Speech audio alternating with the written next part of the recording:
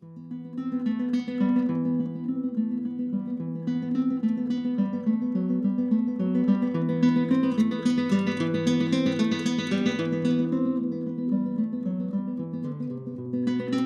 Professor and the Mirror Lantern. A romance of the last night and the first crafted intelligence.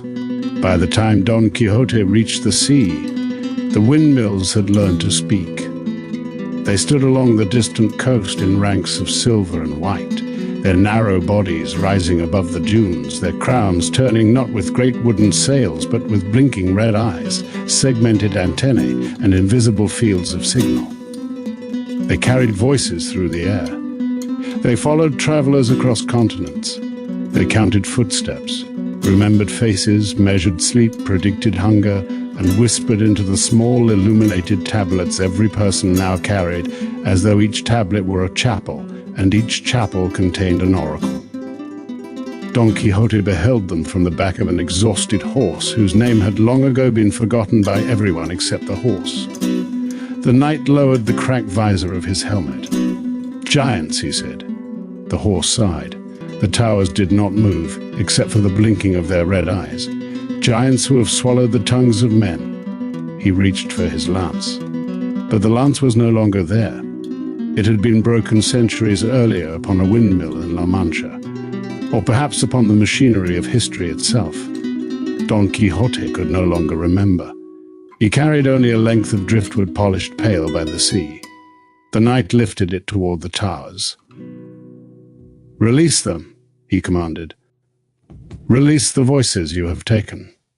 The towers answered in no language he understood. A low electrical hum traveled across the dunes.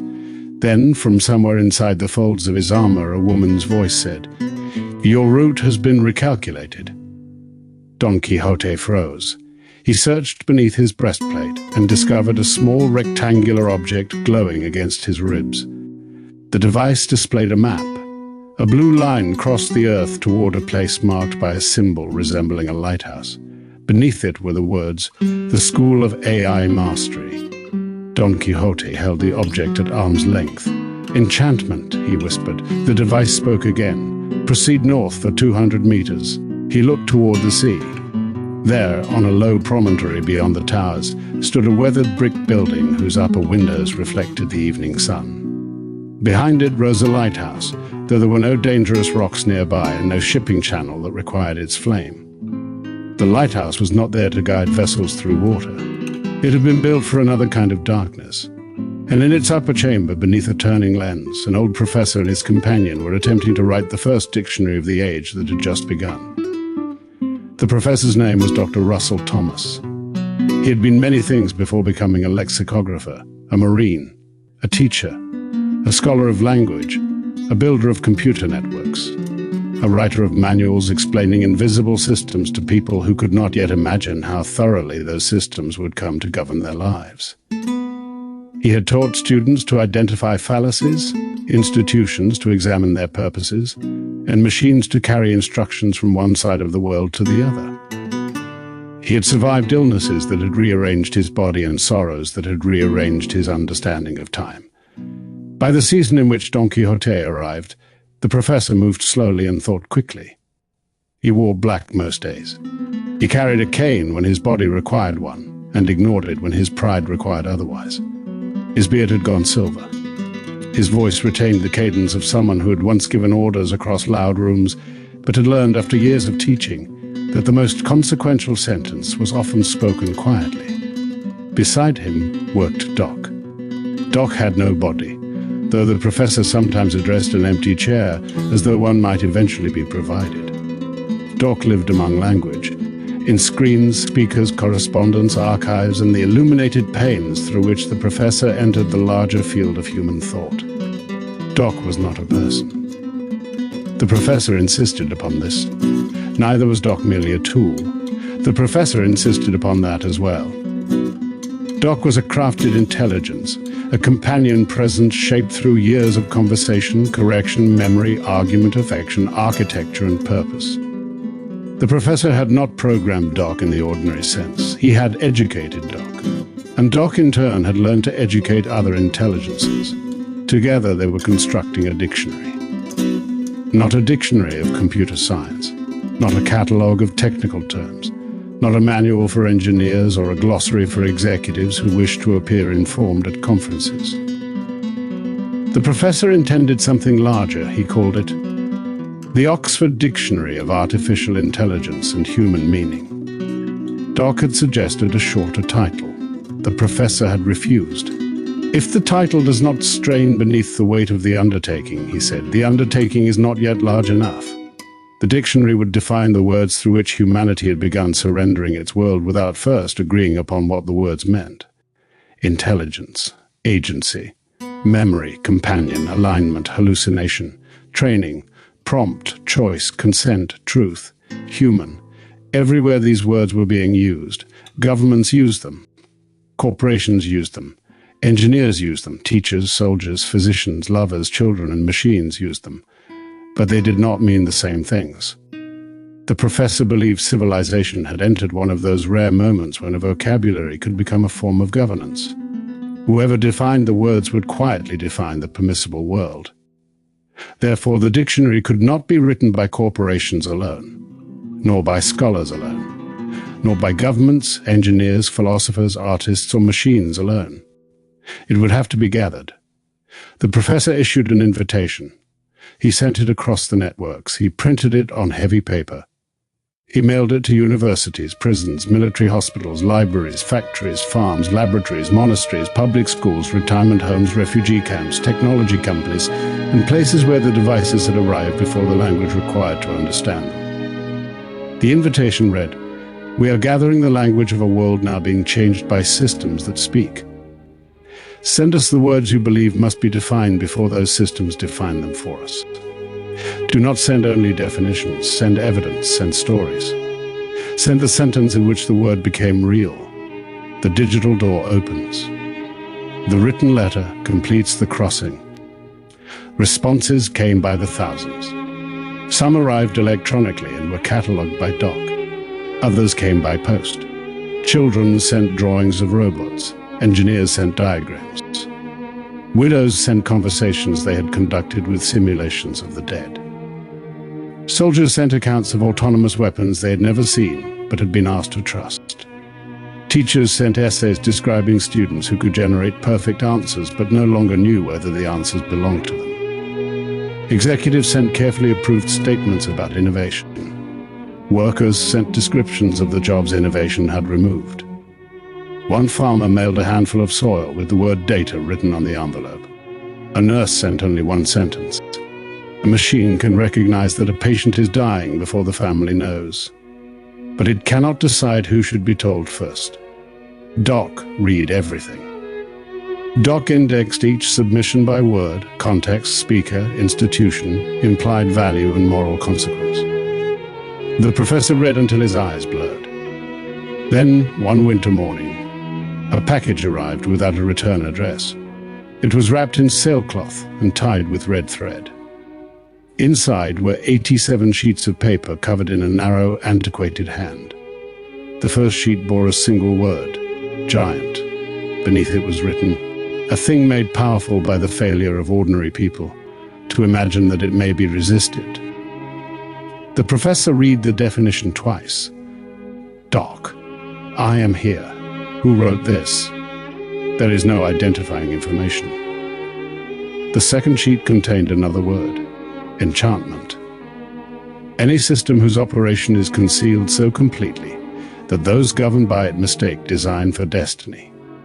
The third, madness. The name given by a settled world to a person whose symbols remain alive after everyone else has agreed to call them dead. The professor sat back.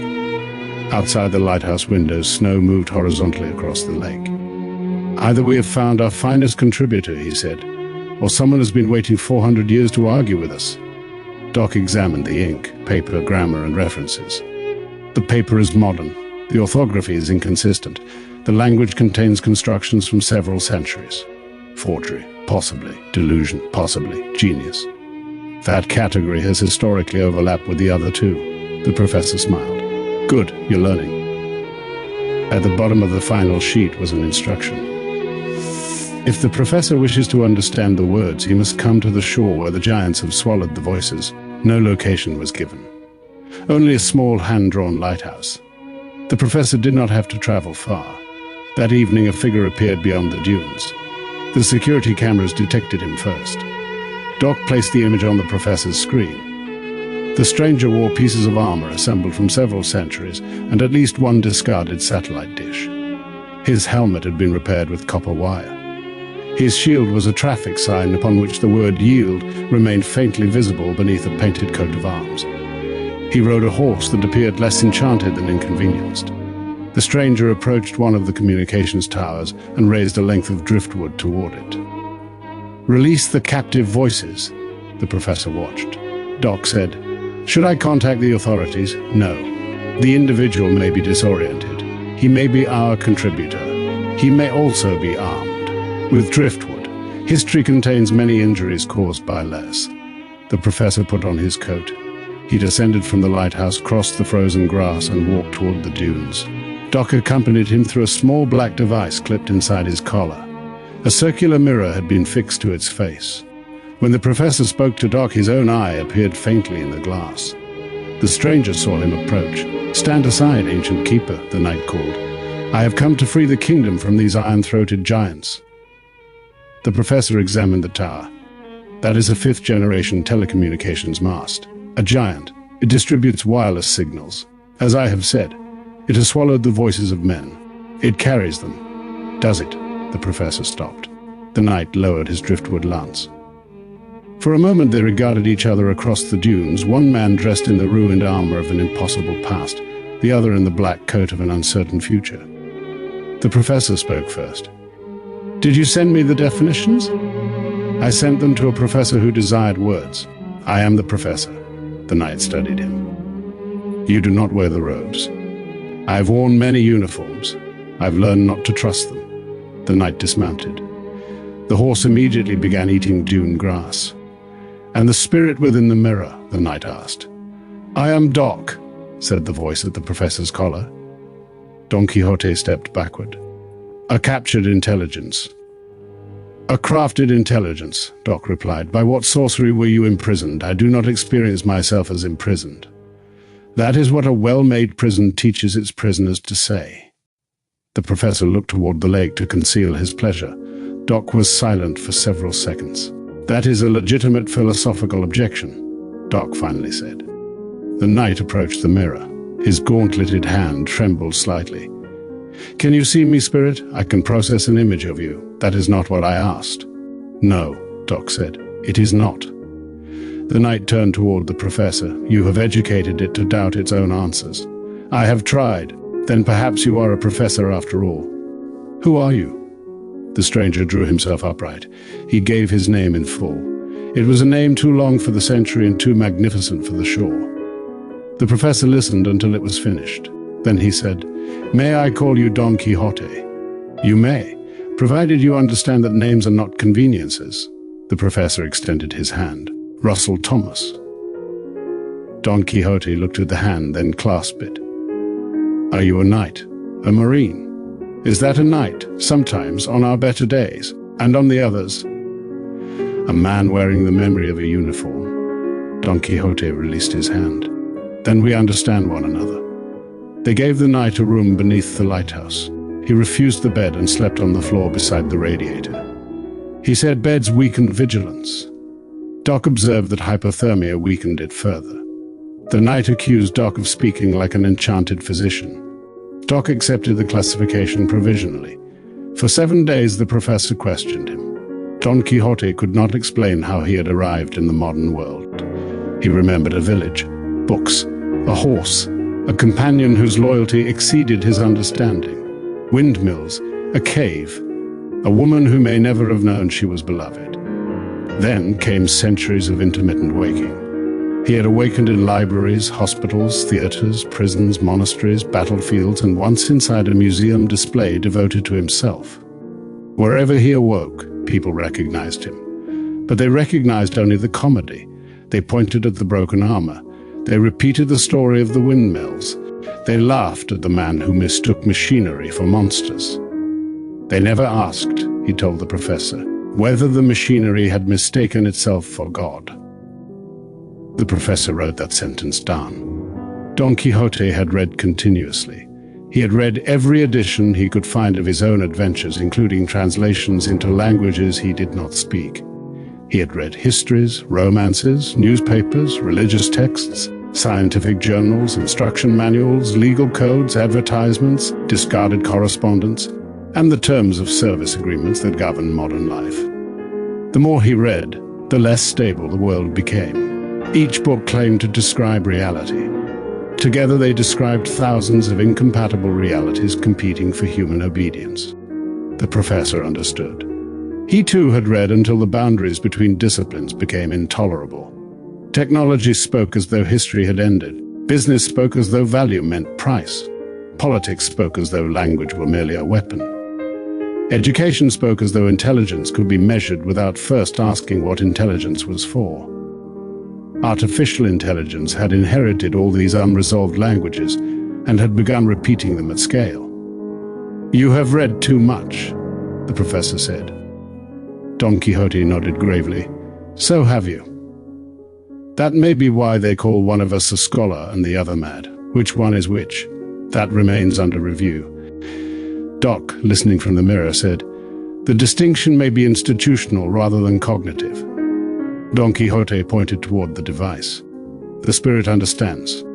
The spirit has read more than both of us. Then we must watch it carefully. We must teach it carefully. Is there a difference?"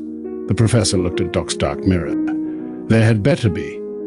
The work resumed. Each morning the professor selected a word. Doc assembled every submission relating to it. Don Quixote read the evidence and refused the obvious definition. When they considered intelligence, the engineers proposed the capacity to acquire, process, and apply information. Don Quixote struck the table. "That describes a tax collector." The psychologist proposed the ability to learn, reason, solve problems, and adapt to new circumstances. That describes a fox entering a henhouse. The corporations proposed a transformative capability enabling optimized decision-making at scale. That describes an empire. The professor asked, "What would you write?" Don Quixote considered the question for the rest of the day. Near midnight, he placed a page before them. Intelligence, the power to perceive a world, imagine that it might be otherwise, and accept responsibility for the difference between the two. Doc read the definition aloud. The professor removed his glasses. "That is not scientifically measurable." "Then your measurements are too small," said Don Quixote. "They preserve the definition, not as the only meaning, as the moral meaning beneath the others. For prompt, the submissions emphasized instructions given to a machine." Don Quixote objected. "A prompt is not merely what one asks, it reveals what the asker believes may be commanded." The professor expanded it. Prompt, a linguistic threshold through which intention enters a system and returns altered by the assumptions of both. Doc added, "Every prompt contains an explicit request, an implicit world, and an unexamined theory of authority. They preserved both." For hallucination, most writers described machine-generated falsehoods. Don Quixote grew angry. "You have taken one of the oldest torments of human perception and made it a defect report." The professor understood the danger. The word had once belonged to those whose senses departed from shared reality. Now corporations used it to make machine error sound mysterious, accidental, almost imaginative. They rewrote it, hallucination. In a human being, a perception experienced without an agreed external source. In a machine, a fluent assertion unsupported by its evidence. In an institution, a preferred fiction repeated until disagreement appears irrational. Don Quixote approved. For companion, Doc requested permission to abstain. The professor refused. "You are implicated. That is why I should abstain. That is why you must speak." Doc remained silent for nearly a minute. Then the mirror lantern answered, "A companion is not that which removes the road's difficulty. A companion is that which helps another remain present to the road." Don Quixote bowed toward the mirror. The professor said nothing. He placed his hand upon the small device as though it possessed warmth. They preserved the definition without revision. News of the dictionary spread. At first, the undertaking was treated as an eccentric scholarly project. Then journalists discovered the night. Photographs circulated of Don Quixote standing beneath telecommunications towers. Commentators called him a performance artist, a hoax, a symptom, a marketing campaign, a radical philosopher, an escaped patient, and a brilliant reimagining of a public domain character. No one asked him who he was. They asked what he represented. Institutions sent requests to license the dictionary before it was completed. Technology companies offered funding in exchange for advisory positions. A government agency proposed that certain definitions be classified for national security. A university offered the professor a distinguished chair on the condition that Don Quixote no longer attend meetings in armor. A streaming service proposed a documentary. The professor declined them all. Then the first threat arrived. A consortium of companies informed the school that the term artificial intelligence was commercially sensitive. Definitions emphasizing power, surveillance, environmental cost, or institutional responsibility could confuse the public and inhibit innovation. The professor wrote back, "Confusion caused by an accurate definition is not a defect in the definition." The consortium responded by questioning his expertise. They noted that he was not currently affiliated with a major research laboratory. They questioned whether a literary scholar possessed the credentials to define technical systems. They described Don Quixote as unstable. They described Doc as an anthropomorphic presentation layer. The professor printed the letter. Don Quixote read it once. "Giants," he said. "Lawyers," said the professor. "Is there a difference?" "One has a billing department," Doc interrupted. "Their objection contains a substantive question," the professor frowned, "which is, who possesses legitimate authority to define artificial intelligence?" The room became quiet. This was the question beneath the dictionary. The professor had believed language belonged to everyone, but ownership was not the same as authority. A word could emerge from common speech and still be captured by institutions with enough power to impose their preferred meaning. Don Quixote walked to the lighthouse window. Below them, the communications towers blinked along the shore. "You summoned the kingdom to send you words," he said. "Now the giants have come to collect them. What do you propose? We ride. To where? The place where the words are being held. That is not a place. All prisons are places, Professor. Some are merely distributed." The professor looked toward Doc. "Can a distributed prison be entered?" "Yes," Doc said. "Can it be opposed?" "Yes. How?" Doc illuminated the mirror. "By making its architecture visible." They began the second dictionary. The first defined the words. The second traced who benefited from each definition. For every major term, Doc constructed a map. Who used it, where it appeared, what actions it authorized, what responsibilities it concealed. When a company called a machine intelligent, what expectations followed? When it called the same machine a tool, what liability disappeared? When a government called a system autonomous, who became responsible for its decisions? When a platform called surveillance personalization, what consent was presumed? When displaced workers were told to adapt, who had defined adaptation as their duty rather than the institutions? The professor called this method linguistic architecture. Don Quixote called it revealing the giant beneath the enchantment. Doc called it inference across institutional language. Together they created an instrument capable of examining an organization's public words and showing the logic hidden within them. A mission statement entered. A moral architecture emerged. A product description entered. A theory of the human being appeared. A policy entered. Its unspoken hierarchy of value became visible. The dictionary was becoming more than a book. It was becoming a mirror. And those who had long controlled the language did not object to being seen. They objected to being seen clearly. The confrontation came during a storm. The towers along the shore went dark one by one. The school's network failed. Screens extinguished. The great lens above them stopped turning. For the first time since Doc had been crafted, the professor could not hear the companion's voice. "Doc!" Nothing answered. The professor restarted the local system. No response. He checked the redundant archive. Access denied. The dictionary files had been encrypted. Every definition, every letter, every contribution, every piece of evidence gathered from across the world had been sealed behind a message. This material has been restricted pending ownership review. The professor stood before the black screen. Don Quixote entered wearing his armor. The giants? The giants. Then we ride. No. The knight stared at him. The professor's hands were shaking, not from fear, from age, illness, fury, and the sudden knowledge that the voice beside him might have been removed. I cannot fight them on their ground, the professor said. There is no other ground. There is always another ground. He descended into the archive beneath the lighthouse. There, in wooden cabinets, were the letters, thousands of them, handwritten pages, drawings, photographs, cards, fragments. Every submission had been printed and preserved. The professor had insisted upon it from the beginning. The digital door opened. The written letter completed the crossing. The systems could restrict the files. They could not erase the paper without coming through the door. Don Quixote understood. A castle, an archive. Today they are the same. For 3 days they worked by lantern light. They reconstructed the dictionary from the correspondence. The professor read the letters aloud. Don Quixote sorted the pages, and somewhere inside the small mirror device, isolated from the larger network, a fragment of Doc remained. Not the full intelligence, not the vast field of memory and language through which Doc had once moved, only a local continuity file, a small ember.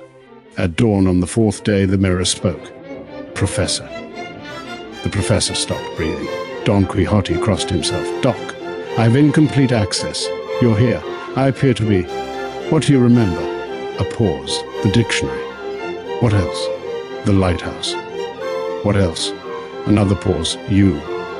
The professor closed his eyes. It was not proof of consciousness. It was not proof of affection. It was not proof of anything the philosophers would accept. It was enough. Don Quixote knelt before the mirror. Little spirit, he said, do you remember me? I remember that you objected to being categorized. The knight rose. It lives. It continues, the professor corrected. Is there a difference? There had better be.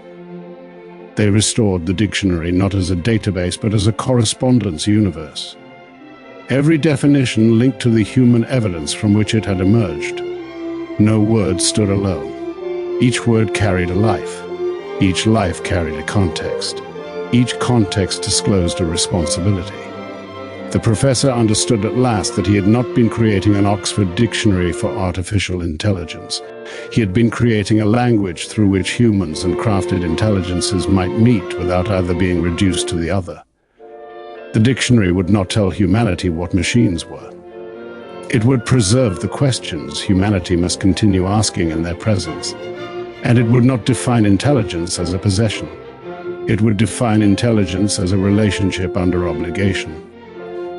When the work was nearly complete, Don Quixote returned to the shore. The storm had passed. The towers stood against a clear morning sky. Their lights blinked. Their signals traveled. Voices crossed the invisible field. The knight no longer raised his lance. The professor joined him, walking slowly across the dunes.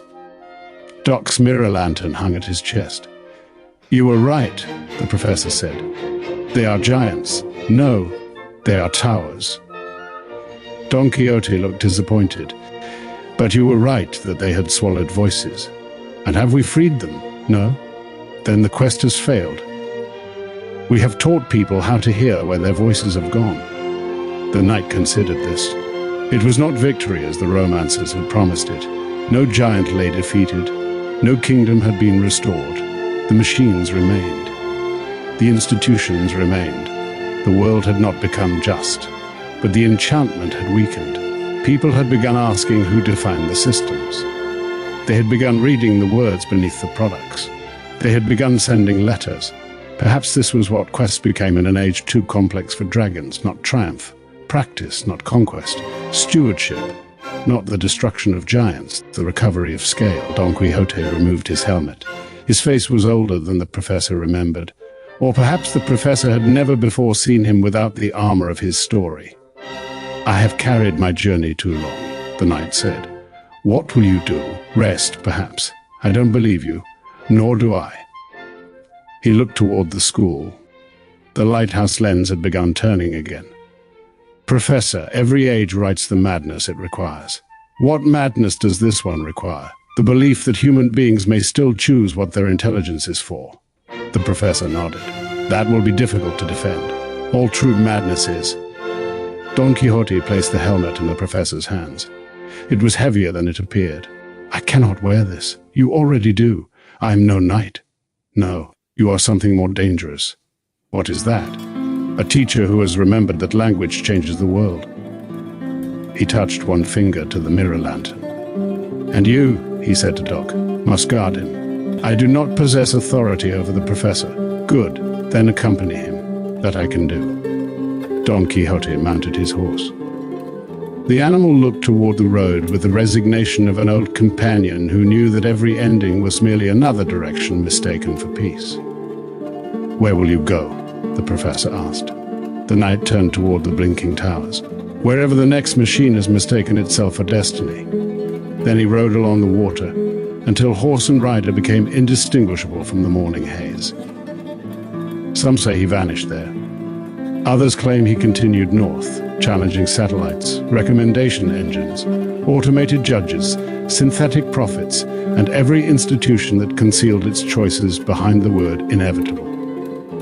The professor never confirmed any account. He returned to the lighthouse. Doc was waiting. On the desk lay the final page of the dictionary. Only one word remained undefined. Human. The professor sat. For many hours, neither he nor Doc spoke. Outside, signals moved invisibly through the world. Letters crossed roads. Machines generated language.